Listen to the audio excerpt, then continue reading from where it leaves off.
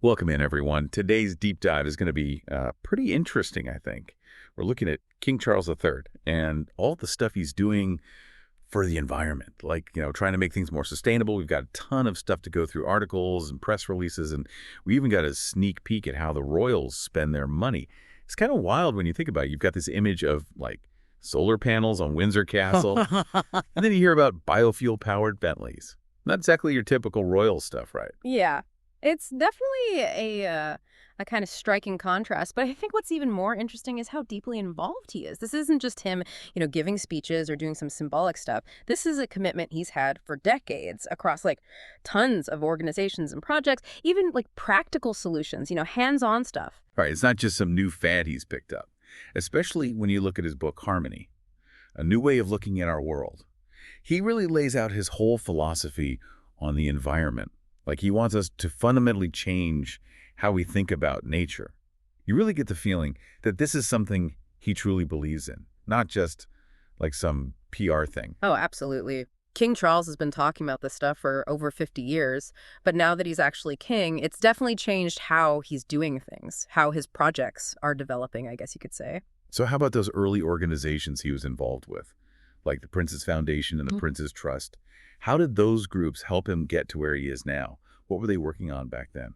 I'd say they kind of laid the groundwork for what he's doing now, like the Prince's Foundation. They took this old historic estate in Scotland called Dumfries House, and they turned it into this like center for sustainability. They do organic farming, renewable energy, all that kind of stuff. So almost like a model for how to live sustainably. Exactly. And then there's the Prince's Trust. They focused more on helping young people. They had this program called the Prince's Trust Sustainable Futures Program. It helped young people learn about working in the green sector, getting jobs and all that. So from educating people to actually finding solutions out in the world. Makes sense. But now that he's king, what would you say is at the core of all his work? Definitely. The Sustainable Markets Initiative, or SMI for short. It's like his main project, this global network that's trying to get businesses all over the world to think about sustainability. Yeah, I was looking at their website. They say they want to be the go-to group for anyone doing sustainable business. It seems like anyone in the corporate world is part of it. They even just announced that the CEO of Barclays is going to lead their financial services task force. But are they actually making a difference? Or is it all just talk? Well, that's the big question, isn't it? But the thing is, the SMI isn't just about talking. They're actually trying to make things happen. Having someone like the CEO of Barclays running a financial task force, I mean, that shows they're serious about getting companies to invest in sustainability. They're also helping out countries in the Commonwealth, trying to get them to switch over to more sustainable practices. And they're going to show off all the progress they've made at COP16. It's going to be a big presentation. So they're setting goals and then actually trying to reach them. And then they're showing everyone what they've done. But how do they manage all this work? It seems like a massive undertaking. That's where the Terra Carta comes in. Think of it like a charter, kind of inspired by the Magna Carta. It lays out 10 things businesses need to do to become more sustainable. 10 things. Sounds pretty thorough. What are some of the main points? The two big ones are nature-based solutions and climate action. When you say nature-based solutions, what exactly do you mean? It means using nature itself to solve climate change, like planting trees to absorb carbon dioxide, or restoring wetlands to prevent flooding. It's recognizing that our economy depends on a healthy planet. Right, so it's not just about reducing harm, it's about using nature to our advantage. And what about climate action? What does that look like according to the Terra Carta? It covers a lot of ground, but a lot of it is about cutting down on greenhouse gas emissions, like switching to renewable energy and developing new technologies to clean up industries. All of this sounds very big picture, global scale stuff. Yeah. But King Charles is also involved in some pretty specific areas like aviation. Remember when he broke ground on the New Whittle Laboratory at Cambridge? That seemed like a pretty forward-thinking project. Oh, yeah, for sure. What's really exciting about that lab is that they're working on some radical new technologies, like electric planes and hydrogen-powered aircraft. Their goal is to, cut the development time for sustainable aviation tech in half. Wow, so they're not messing around. They're aiming for a huge leap forward in how we fly. That's impressive. Yeah, he's not afraid of setting ambitious goals.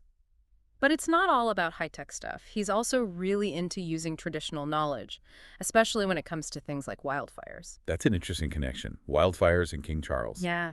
How does that work? Well, after those terrible wildfires in Canada, He was a big supporter of creating the Wildfire Resilient Landscapes Network. They're combining indigenous knowledge with scientific know-how to try and stop these massive wildfires. I'm curious about how that works in practice. Mixing indigenous knowledge with modern science seems like a pretty unique approach. Yeah, it's basically about recognizing the value of practices that indigenous people have been using for generations, and then combining that with what modern science knows. For example, indigenous communities have been using controlled burns to manage the land and prevent big wildfires for a long time. If we can combine that knowledge with modern fire science, we can come up with much better ways to prevent and fight wildfires. Okay, so we've gone from these big global initiatives like the SMI to very specific projects like this wildfire network. But there's always one question that comes up with these big plans. How much does it all cost? Luckily, we can get some insight from the Sovereign Grant Report. It tells us how the Royals spent their money last year, and it even mentions their sustainability efforts specifically. Right.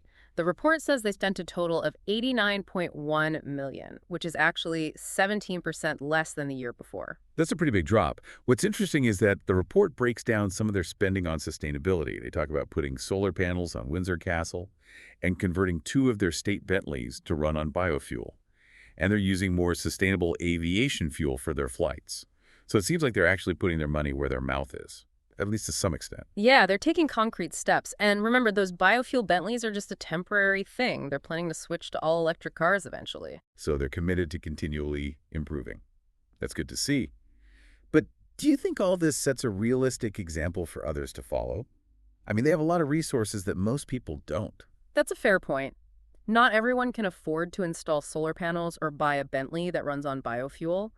But I think the important thing is that they're committed to reducing their environmental impact. It's a reminder that sustainability isn't just about big gestures. It's about making conscious choices in our everyday lives, no matter how small they seem. It's pretty interesting when you think about it historically. Like the idea of a king being so into environmentalism, that would have been unheard of a few decades ago. Yeah, totally. I mean, Yeah. you usually picture kings and queens surrounded by, luxury and extravagance, not talking about solar panels and biofuels. Right. It's a pretty big difference. I think it shows how far the environmental movement has come. Like, these issues are important to everyone now, even the most traditional institutions. It probably helps that King Charles is so passionate about it personally. Doesn't feel fake, you know what I mean? Absolutely. He really knows what he's talking about. He understands how everything's connected. It's not just talking points with them. He's been engaged with these issues for decades, way before they were popular. Yeah, and he's not afraid to use his platform to speak out. I remember seeing him give that speech at COP26. He was really urging world leaders to take climate change more seriously. He's been at all those big climate summits, really pushing for change. But he's not just talking, he's actually trying to come up with solutions. Like the Terra Carta. Yeah. That's his call for businesses to do things sustainably, right? It seems like it's catching on. Yeah, it is. More and more companies are signing on. They're saying they'll follow its principles.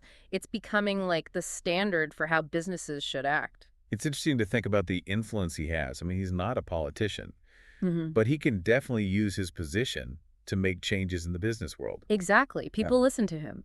And he's using that to promote a more sustainable way of doing business. And it's not just businesses. He seems really focused on bringing people together to work on these problems. Yeah, that's a big part of his approach. He gets that these are complex issues and that we need to work together to solve them. We need to be open to different ideas. That Wildfire Resilient Landscapes Network is a good example. It's like he's bridging the gap between traditional knowledge and science. Totally. It's about recognizing that indigenous people have valuable knowledge. They've been managing the land for centuries, and we can learn a lot from them. Combining that with modern science is really powerful. It's like sometimes the answers we're looking for have been there all along. We just need to listen to people who see the world differently. I completely agree. Indigenous cultures have so much wisdom to offer, especially when it comes to living in harmony with nature. And we can't forget about technology. King Charles seems really interested in innovation, especially when it comes to sustainability. Oh, yeah. He's a big supporter of research and development. Things like renewable energy, sustainable agriculture, green transportation. Like that groundbreaking ceremony for the new Whittle Laboratory. That was a pretty clear sign that he's serious about sustainable aviation. Definitely. That lab shows just how committed he is to finding new solutions. Air travel is one of the hardest things to make sustainable, so they're really pushing the boundaries there. And it's not just about money either. He wants to create a whole culture of innovation and collaboration, bringing together all these smart people to tackle these challenges. It's about building an environment where innovation can flourish, where scientists, entrepreneurs, and policymakers can work together. And King Charles is playing a big role in that. It makes you wonder what kind of legacy he'll leave behind. He could just enjoy the perks of being king, but he's chosen to use his position to do something much bigger. Yeah, it's a legacy that goes beyond just being royalty. It's about creating a better world for everyone, a world that's more sustainable, more fair, more in tune with nature. And even if he doesn't achieve everything he wants, he's definitely making a difference. It reminds us that we all have a responsibility to take care of the planet, no matter who we are.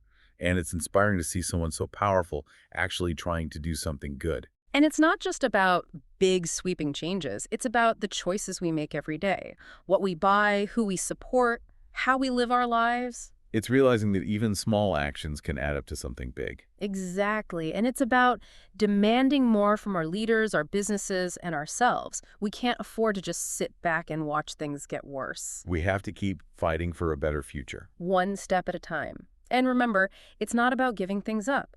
It's about creating a world that's healthier and happier for everyone. A world where we can all live in harmony with nature. That's the goal.